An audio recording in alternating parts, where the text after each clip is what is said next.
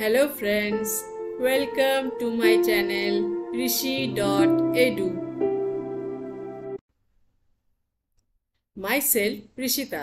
आज के वीडियो में हम MS Word के अंदर लेआउट टैब के अंदर जो पेज सेटअप का टूल्स होते हैं उसके बारे में प्रैक्टिकली डिटेल में डिस्कशन करने वाले हैं।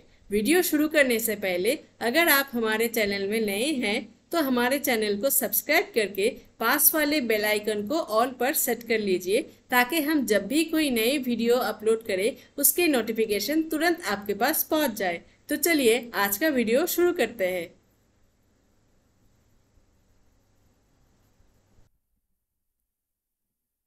तो फ्रेंड्स, आज हम लेआउट टैब के अंदर जो पेज सेटअप का हमें ऑप्शन मिलता है, इसके अंदर जो टूल्स हमें मिलते हैं इसके बारे में हम डिस्कशन करने वाले हैं। लेआउट का जो वीडियो आएगा वो हमारा 3 पार्ट में हम इसको डिवाइड करेंगे। पहले पार्ट पे हम पेज सेटअप के बारे में डिस्कशन करेंगे, दूसरे पार्ट पे हम पैराग्राफ के बारे में डिस्कशन करेंगे और थर्ड पार्ट पे हम अरेंज के बारे में डिस्कशन करेंगे। तो चलिए आज का वीडियो हम शुरू करते हैं। यहाँ पर MS वर्ड को हम राइटिंग के पर्पस के लिए यूज करते हैं, ये सभी हम जानते हैं, लेकिन सबसे पहला और इम्पोर्टेंट काम यहाँ पर होता है अपने पेज को सेटअप करना। में हम जिस साइज का पेपर को यूज कर रहे हैं अपने डॉक्यूमेंट को लिखने के लिए, हमें ध्यान रखना होगा कि जब हम प्रिंट आउट निकालेंगे अपने डॉक्यूमेंट का तो हम मार्केट से जब पेज लाएंगे, पेपर लाएंगे, तो यहाँ पर MS वर्ड में हम जिस साइज के पेपर को यूज किया है उसी साइज को पेपर को हम मार्केट से लाएंगे। वरना यहाँ पर MS वर्ड में अगर हम किसी और साइज की पेपर को यूज करें अपने डॉक्यूमेंट को लिखने के लिए और प्रिंट आउट के लिए अगर हम किसी और साइज के पेपर को यूज करें तो हमारा प्रिंट आउट सही तरीके से नहीं आएगा, कई जगह से कट जाएगा, तो हमें प्रॉब्लम आ जाएगी। ओके, इसके बाद यहाँ पर हम सबसे पहले साइज ऑप्शन को देख लेते हैं। यहाँ पर हम साइज में जाएंगे तो यहाँ पर बहुत सारे पेपर हम देख सकते हैं। ये लेटर है, लीगल है, A4 है। यहाँ पर हमने जो पेपर ले रखा है वो A4 साइज का है। अब यहाँ पर पेज का नीचे यहाँ पर पहले जो होता है वो होता है पेज का विड्थ इनटू यहाँ पर होता है पेज का हाइट, यानी कि A4 पेपर का जो पेज का विड्थ है वो 21 सेंटीमीटर है और इसका जो हाइट है वो 29.7 सेंटीमीटर का है।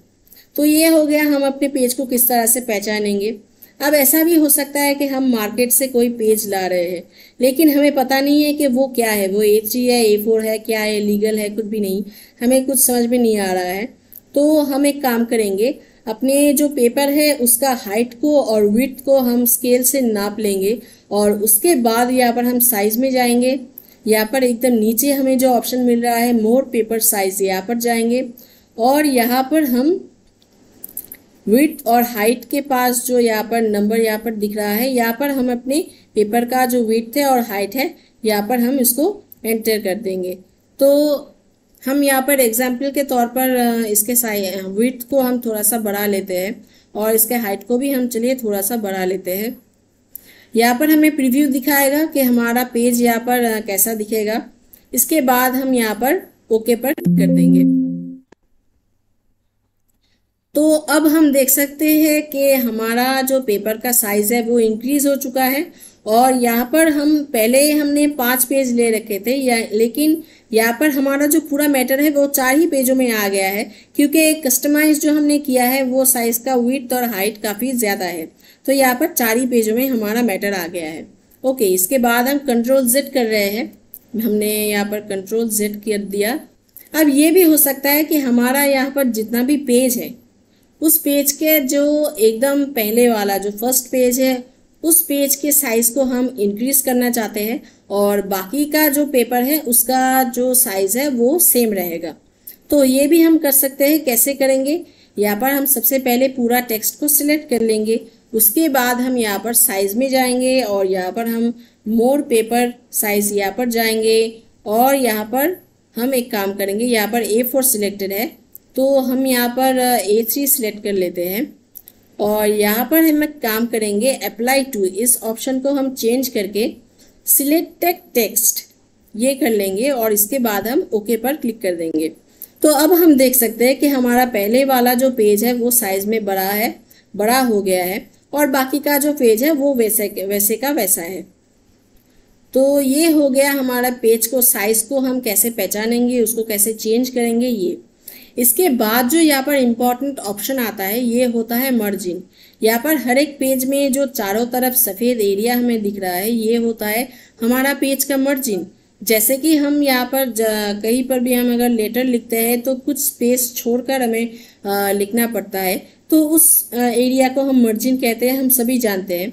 यहाँ पर जो हमारा मर्जिन का विड्थ है वो अगर हम चाहे तो हम उसको इंक्रीज कर सकते हैं, डिक्रीज कर सकते हैं। वो हम कैसे करेंगे, यहाँ पर हम मर्जिन के नीचे जो एरो है यहाँ पर जाएंगे तो यहाँ पर बहुत सारा ऑप्शन हमें मिल जाएगा।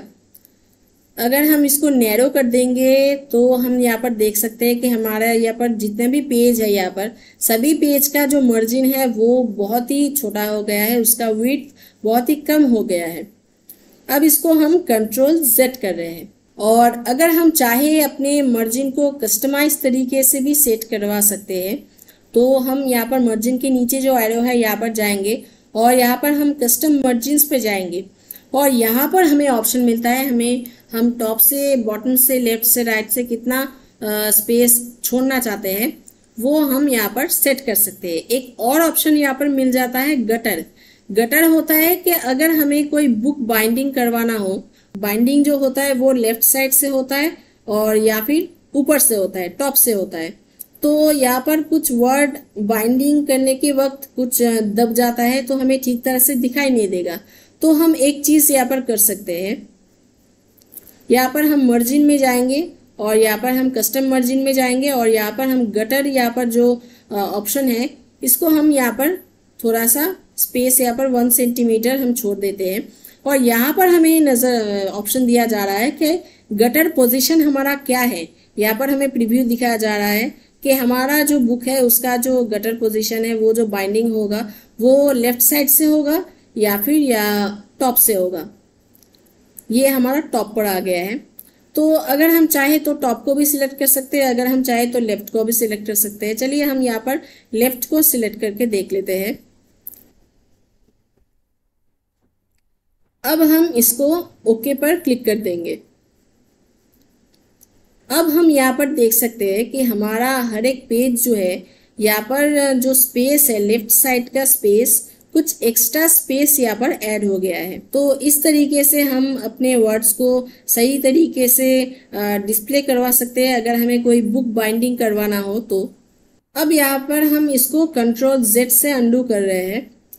ओके, इसके बाद हम ओरिएंटेशन को देख लेते हैं। यहाँ पर ओरिएंटेशन 2 ही होता है। यहाँ पर फिलहाल जो हमारा पेपर का जो ओरिएंटेशन है वो पोर्ट्रेट है और यहाँ पर हम अगर चाहे तो हम इसको लैंडस्केप कर सकते हैं। यहाँ पर पूरा मैटर हमारा 6 पेज पर आ रहा है।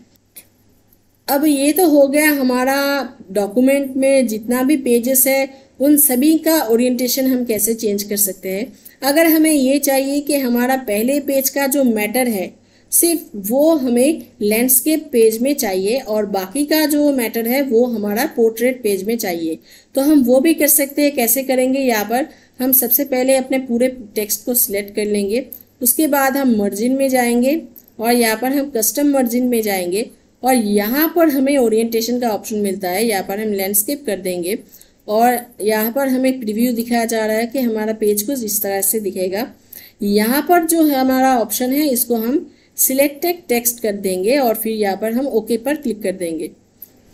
तो यहाँ पर हम देख सकते हैं कि हमारा पहले पेज का जो पूरा मैटर है वो यहाँ पर लैंडस्केप पेज में आ चुका है और बाकी सारा जो पेज का मैटर है वो हमारा पोर्ट्रेट ओरिएंटेशन में है। अब यहाँ पर आप कह सकते हैं कि यहाँ पर 2 पेज ऐड क्यों हो गया है, क्योंकि यहाँ पर हमारा जो पहले पेज का मैटर था वो यहाँ पर लैंडस्केप ओरिएंटेशन में अगर हम सिलेक्ट करेंगे तो वो एक पेज पर पूरा नहीं आ रहा है, इसलिए यहाँ पर दूसरा पेज को ऐड किया गया है।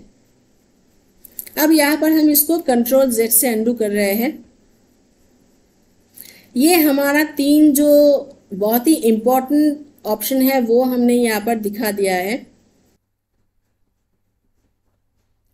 अब यहाँ पर आता है कॉलम्स का ऑप्शन। हम एक पेज को थोड़ा सा जूम इन कर लेते हैं। अब अगला आता है कॉलम्स का ऑप्शन। यहाँ पर हम कॉलम्स के नीचे अगर क्लिक करेंगे तो यहाँ पर हमें दिखेगा, यहाँ पर 1 2 3 तीन ही ऑप्शन यहाँ पर हमें मिलता है। ये जो फिलहाल है यहाँ पर 1 कॉलम में है। अगर हमें यहाँ पर कुछ टेक्स्ट यहाँ पर या फिर पूरा टेक्स्ट को भी हम कॉलम्स में डिवाइड कर सकते हैं। फिलहाल हम यहाँ पर कुछ टेक्स्ट को सिलेक्ट कर लेते हैं और यहाँ पर हम कॉलम्स में जाते हैं और यहाँ पर हम 2 को सिलेक्ट कर लेते हैं। तो हम देख सकते हैं कि हमारा जो सिलेक्टेड टेक्स्ट है वो हमारा 2 कॉलम में यहाँ पर डिवाइड हो चुका है। इसको हम कंट्रोल जे से थोड़ा जस्टिफाई कर लेते हैं तो ये थोड़ा अच्छा दिखेगा। ओके, इसी तरीके से अगर हमें 3 कॉलम्स में चाहिए तो हम इसको 3 कर सकते हैं। और यहाँ पर लेफ्ट राइट का एक ऑप्शन मिलता है। यहाँ पर लेफ्ट में हम अगर क्लिक करेंगे तो हमारा क्या होगा कि लेफ्ट वाला जो हमारा कॉलम है वो हमारा छोटा आएगा और यहाँ पर हमारा जो राइट वाला कॉलम है वो हमारा बड़ा आएगा। अगर हम यहाँ पर राइट पर क्लिक करेंगे तो यहाँ पर उल्टा हो जाएगा। हमारा जो राइट वाला कॉलम है वो यहाँ पर छोटा आएगा और यहाँ पर लेफ्ट वाला जो कॉलम है यहाँ पर बड़ा आएगा। इसके साइड में आप देख सकते हैं कि ये कैसा दिखेगा। इसके बाद हम यहाँ पर कॉलम्स के नीचे जो यहाँ पर एरो है यहाँ पर मोर कॉलम्स में जाते हैं और यहाँ पर हमारा जो कॉलम्स है वो 2 है। यहाँ पर हम देख सकते हैं अगर यहाँ पर हमें ज़्यादा कॉलम चाहिए तो हमें यहाँ पर 3 से ज़्यादा नहीं मिलेगा। तो अगर हमें 3 से ज़्यादा कॉलम चाहिए तो हम यहाँ पर नंबर ऑफ कॉलम्स यहाँ से हम उसको सेट कर सकते हैं। सपोज हमें 5 कॉलम चाहिए तो यहाँ पर हम 5 एंटर करके यहाँ पर ओके पर क्लिक कर देंगे तो देखिए यहाँ पर 1 2 3 4 5 कॉलम में ये यहाँ पर डिवाइड हो चुका है। इसको हम कंट्रोल जेड कर रहे हैं। उसके बाद हम वापस से कॉलम्स के नीचे यहाँ पर मोड कॉलम्स पे जाएंगे और यहाँ पर अगर हम चाहते हैं कि हमारे 2 कॉलम हैं उसके बीच में लाइन आ जाए तो यहाँ पर हम लाइन बिटवीन को चेक कर लेंगे इस बॉक्स को। उसके बाद हम ओके पर क्लिक करेंगे तो यहाँ पर हम देख सकते हैं कि हमारा जो कॉलम है उसका बीच में एक लाइन ऐड हो गया है।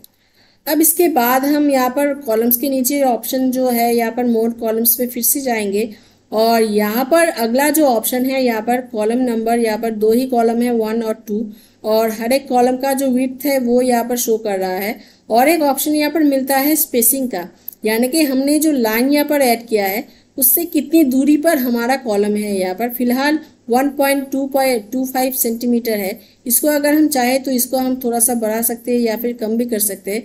थोड़ा सा बढ़ा कर देख लेते हैं, 1.6 सेंटीमीटर करते हैं। उसके बाद हम ओके पर क्लिक करते हैं। ओके करने से पहले थोड़ा सा हम देख लेते हैं और यहाँ पर हम ओके पर क्लिक कर देते हैं। तो अब हम देख सकते हैं कि लाइन से यहाँ पर हमारा जो कॉलम है वो थोड़ा और स्पेस पर आ गया है। तो ये हो गया हमारा कॉलम्स का ऑप्शन। इसके बाद यहाँ पर जो ऑप्शन आता है ये होता है ब्रेक्स के अंदर हमें बहुत सारा ऑप्शन मिल जाता है। 6 ऑप्शन, यहाँ पर 7 ऑप्शन मिलता है यहाँ पर और एक ये है। ओके, अब इसको हम एक एक करके देख लेते हैं। इसको हम एक काम करेंगे, कंट्रोल जेड से इसको हम अंडू कर रहे हैं। ओके, इसके बाद हम यहाँ पर ब्रेक्स पर जाएंगे। यहाँ पर सबसे पहला जो ऑप्शन है यहाँ पर पेज का होता है। अब यहाँ पर लिखते लिखते अगर हमें नया पेज की ज़रूरत पड़ती है तब हम यहाँ पर ब्रेक्स में जाते हैं और यहाँ पर से हम पेज को सिलेक्ट कर लेंगे तो हमारा यहाँ पर पेज ब्रेक हो जाएगा और यहाँ पर हमें एक नया पेज मिल जाएगा। ये हो गया हमारा पहला ऑप्शन। इसको हम कंट्रोल जेड कर रहे हैं। इसके बाद हम कंट्रोल एन से एक नया फाइल ले लेते हैं। इसके बाद जो यहाँ पर ऑप्शन आता है वो होता है कॉलम्स ब्रेक का, तो हम ये भी देख लेते हैं। यहाँ पर हम कॉलम ऐड कर लेते हैं। यहाँ पर हम पूरा टेक्स्ट को सिलेक्ट करेंगे। यहाँ पर हम कॉलम्स में जाएंगे और यहाँ पर हम 2 कॉलम यहाँ पर ऐड कर लेते हैं और इसके बीच में एक लाइन ऐड कर लेते हैं। ओके, अब हम अपने कर्सर को इस टेक्स्ट का एकदम लास्ट में ला रहे हैं और यहाँ पर हम ब्रेक्स में जाएंगे और यहाँ पर हम कॉलम को सिलेक्ट करेंगे। तो अब हम देख सकते हैं कि यहाँ पर जो मैटर था, जितना भी मैटर था वो इस कॉलम में शिफ्ट हो गया है और यहाँ पर हमें एक नया कॉलम मिल गया है। तो हम जैसे पेज को ब्रेक करते हैं वैसे ही हम कॉलम्स को भी ब्रेक कर सकते हैं इस तरीके से। इसको हम वापस से कंट्रोल जेड कर रहे हैं। ओके, इसके बाद हमें जो ऑप्शन यहाँ पर मिलता है टेक्स्ट रैपिंग। टेक्स्ट रैपिंग है, यहाँ पर हम थोड़ा सा इसको जूम कर लेते हैं ताकि आपको अच्छे से समझ में आए। यहाँ पर हमारा एक पैराग्राफ है, इसको हम डिलीट कर देते हैं। इस पैराग्राफ को इसको हम कट कर देते हैं और इसको भी हम यहाँ से इस पैराग्राफ को मिटा देते हैं। ओके,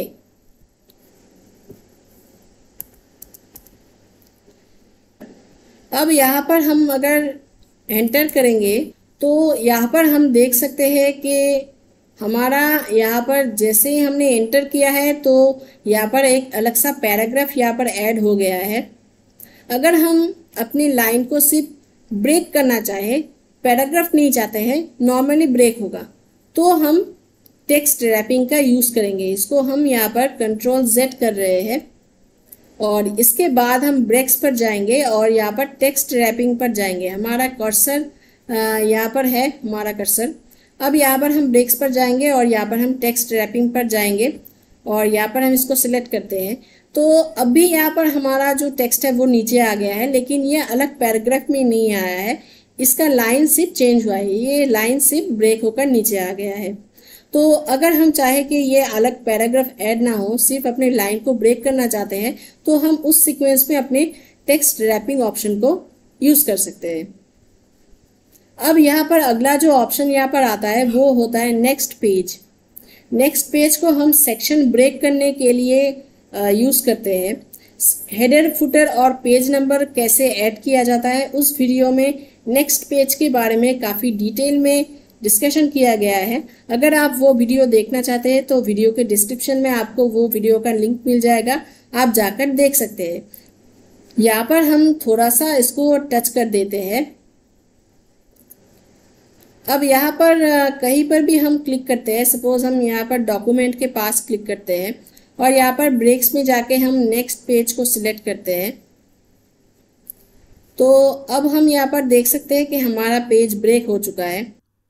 अब यहाँ पर हमारा सेक्शन ऐड हो गया है, वो हम कैसे पता लगाएंगे? यहाँ पर हम हेडर पर डबल क्लिक करेंगे तो यहाँ पर हमें दिख रहा है, हम थोड़ा सा जूम कर लेते हैं, यहाँ पर हमें दिख रहा है कि हेडर सेक्शन 1 और यहाँ पर हमें दिख रहा है हेडर सेक्शन 2। बाकी में भी यहाँ पर सेक्शन 2 दिख रहा है। यहाँ पर हमने डॉक्यूमेंट के पास अपने कर्सर को ले आकर उसके बाद यूज़ किया था, तो इसके बाद से हमारा सेक्शन ब्रेक हो गया है। इससे पहले जो है वो सेक्शन 1 है और इसके बाद का जितना भी यहाँ पर मैटर है वो यहाँ पर सेक्शन 2 पर दिखा रहा है। अब फिर से हम इसको Ctrl+Z कर रहे हैं। इसके बाद यहाँ पर जो हमारा ऑप्शन मिलता है वो होता है कंटिन्यूअस। ये तो हमने नेक्स्ट पेज को यूज़ किया है कि हमारा जो सेक्शन ब्रेक होगा वो अलग पेज पर होगा। अगर हम सेम पेज पर सेक्शन ब्रेक चाहते हैं तो उस सीक्वेंस में हम कंटिन्यूअस को यूज़ करेंगे। कंटिन्यूअस को अभी फ़िलहाल थोड़ा सा हम स्किप करते हैं। यहाँ पर हम जब लाइन नंबर के बारे में जानेंगे तो तब हमें अच्छे से समझ में आएगा कि कंटिन्यूअस का एक्चुअली काम क्या होता है। ओके, तो ब्रेक्स का जो बाकी ऑप्शन है वो हम यहाँ पर देख लेते हैं। यहाँ पर इवन पेज और यहाँ पर ऑड पेज। यहाँ पर हमारा जो पेज है वो एक ही पेज है, यहाँ पर आप देख सकते हैं 1 of 1। अब अगर हम चाहें कि हमारा जो यहाँ पर हमने कर्सर लाया है इसके बाद का जो मैटर है वो हमारा अगले ऑड पेज पर आए, तो अब अगर चाहे कि एक के बाद जो पेज होता है वो 3 नंबर पेज ऑड होता है, तो अगले ऑड पेज पर अगर हम अपने बाकी के डेटा को चाहते हैं तो यहाँ पर हम ब्रेक्स पे जाएंगे और यहाँ पर हम ऑड पेज को सिलेक्ट कर लेंगे। यहाँ पर नीचे हमें ऑप्शन मिलेगा, यहाँ पर हम ऑड पेज को सिलेक्ट करते हैं। तो अब यहाँ पर हम देख सकते हैं कि पेज 3 of 3 ये हमारा पेज 1 of 1 था जब हमारे पास एक पेज था। अभी यहाँ पर हमारे पास 3 पेज है, लेकिन यहाँ पर हमारा 2 नंबर पेज यहाँ पर दिख नहीं रहा है। तो ये हमारा 1 नंबर पेज है 3 पेज में से और ये हमारा 3 नंबर पेज है हमारा 3 पेज में से। अब अगर चाहे कि यहाँ पर इसके बाद का जो मैटर है वो अगले जो इवन पेज है उस पर आए, 3 के बाद जो इवन होता है वो होता है हमारा 4। तो हम यहाँ पर इवन पेज को सिलेक्ट कर लेंगे। तो अब हम यहाँ पर देख सकते हैं कि हमारे पास 4 पेज है और ये हमारा 4 नंबर पेज है। तो इस तरीके से हम अपने इवन पेज और ऑड पेज में अपने डेटा को डिवाइड कर सकते हैं। अब हम यहाँ पर लाइन नंबर के ऑप्शन जो है यहाँ पर इसको देख लेते हैं। यहाँ पर हमने कुछ डेटा यहाँ पर एंटर कर लिया है। अब यहाँ पर हम अगर लाइन नंबर पर क्लिक करेंगे और कंटिन्यूअस पर जाएंगे तो ये यहाँ पर 1 2 3 4 सीरियली यहाँ पर लाइन नंबर ऐड हो रहा है, कोई दिक्कत नहीं है। अब हम इसको लाइन नंबर को नन कर देते हैं और इसके बाद हम यहाँ पर एंटर करते हैं। सपोज हम कहीं से भी इसको एंटर करके अलग पैराग्राफ ले लेते हैं यहाँ पर, और यहाँ से भी हम इसको एंटर प्रेस करके अलग पैराग्राफ ले लेते हैं। वापस से हम इसके लाइन नंबर को ऐड करते हैं, कंटिन्यूअस करते हैं, तो यहाँ पर भी नॉर्मली आ रहा है, कोई दिक्कत नहीं है। अब यहाँ पर हम एक काम करेंगे, यहाँ पर हमने सिर्फ एंटर प्रेस करके हमने पैराग्राफ बनाया है। अब यहाँ पर हम कंटिन्यूअस प्रेस करके एक पैराग्राफ बनाएंगे। यहाँ पर हम वापस से यहाँ पर आ गए हैं और यहाँ पर हम ब्रेक्स पे जाएंगे और यहाँ पर हम कंटिन्यूअस पे क्लिक करेंगे। तो ये हो गया हमारा एक पैराग्राफ। और सपोज हम यहाँ पर और एक पैराग्राफ यहाँ पर ब्रेक्स पे जाके कंटिन्यूअस में जाकर बना लेते हैं। अब हम यहाँ पर लाइन नंबर को ऐड करते हैं। यहाँ पर लाइन नंबर में जाकर यहाँ पर हम इसको कंटिन्यूअस करते हैं। तो अब हम यहाँ पर देख सकते हैं कि हमारा जो पूरा लाइन है यहाँ पर सभी लाइन के लिए ना यहाँ पर लाइन ऐड नहीं हुआ है। अब हम यहाँ पर एक काम करेंगे, यहाँ पर हम पूरे टेक्स्ट को यहाँ पर सिलेक्ट कर लेंगे और उसके बाद हम यहाँ पर लाइन नंबर में जाएंगे और यहाँ पर हमें जो ऑप्शन मिलता है रीस्टार्ट ईच सेक्शन, यहाँ पर हम इसको सिलेक्ट कर लेते हैं। तो इसको थोड़ा सा जूम करके देख सकते हैं हम। यहाँ पर हम देख सकते हैं कि हमने जो यहाँ पर कंटिन्यूअस करके अलग पैराग्राफ लिया था, यहाँ पर सभी यहाँ पर 1 2 3 4 5 6 ये हो गया हमारा पहला पैराग्राफ। उसके बाद का जो पैराग्राफ का नंबरिंग है, लाइन नंबर है, वो फिर से 1 से शुरू हो रहा है और यहाँ पर 5 लाइन है। और उसके बाद यहाँ पर 3 नंबर का जो पैराग्राफ है उसके भी लाइन नंबर यहाँ पर 1 से शुरू हो रहा है। तो यही होता है कि यहाँ पर हमारा एक ही पेज पर सेक्शन ऐड हो गया है।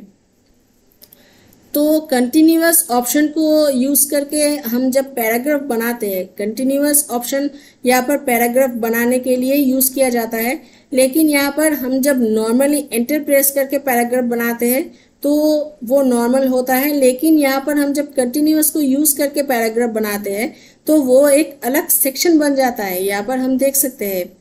तो ये होता है हमारा लाइन नंबर का पहले जो यहाँ पर ऑप्शन है कंटिन्यूअस, और ये जो ऑप्शन है। और सपोज हमें यहाँ पर कोई एक ये जो मिडिल वाला पैराग्राफ है इस पर हमें लाइन नंबर नहीं चाहिए, तो हम यहाँ पर पूरा पैराग्राफ का जो टेक्स्ट है इसको हम सिलेक्ट कर लेंगे। उसके बाद हम लाइन नंबर के पास जो एरो है यहाँ पर क्लिक करेंगे और उसके बाद हम यहाँ पर सप्रेस फॉर करेंट पैराग्राफ इस पर हम क्लिक कर देंगे। तो अब हम यहाँ पर देख सकते हैं कि यहाँ पर हमारा जो लाइन नंबर था वो यहाँ से हट गया है।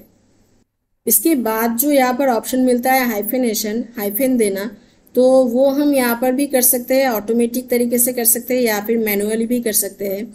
यहाँ पर अगर हम ऑटोमेटिक को सिलेक्ट कर लेंगे तो यहाँ पर हमें दिख रहा है कि की, उसके बाद हाइफेन और उसके बाद वर्ड, और यहाँ पर डॉक्यूमेंट DOCU और बाकी का जो वर्ड है यहाँ पर MENT नीचे यहाँ पर हाइफेन देकर आ गया है। ये होता है ऑटोमेटिक और इसको हम कंट्रोल Z कर रहे हैं। अगर हम चाहें तो यहाँ पर हाइफेन मैनुअली भी लगा सकते हैं। यहाँ पर मैनुअल पर क्लिक करेंगे तो यहाँ पर हमें दिखाया जा रहा है कि यहाँ पर कीवर्ड जो एक वर्ड है यहाँ पर हाइफेन लग सकता है, हम लगाना चाहते हैं या नहीं। अगर हम लगाना चाहते हैं तो यस पर क्लिक करेंगे, नहीं लगाना है हमें तो नो पर क्लिक करेंगे। यहाँ पर हम यस पर क्लिक कर देते हैं। तो इसके बाद जो यहाँ पर डॉक्यूमेंट इस वर्ड पर हाइफेन लग सकता है। यहाँ पर अगर हम चाहते हैं तो इस पर यस कर देंगे, नहीं चाहते हैं तो नो पर क्लिक कर देंगे। हम यहाँ पर नो कर रहे हैं। उसके बाद वाला जितने भी वर्ड पर यहाँ पर हाइफेन लग सकता है वो हमें सजेस्ट किया जाएगा। जिस पर हम लगाना चाहते हैं उसको हम यस कर देंगे और जिस पर हम लगाना नहीं चाहते हैं उसको हम नो कर देंगे। तो ये होता है हमारा मैनुअली तरीके से हाइफिनेशन यानी कि हाइफिन लगाना। ये आज का वीडियो था हमारा पेज सेटअप पर। तो उम्मीद है यहाँ पर जितने भी टूल्स है यहाँ पर आपको समझ में आ गया होगा। तो आज का वीडियो यहीं तक।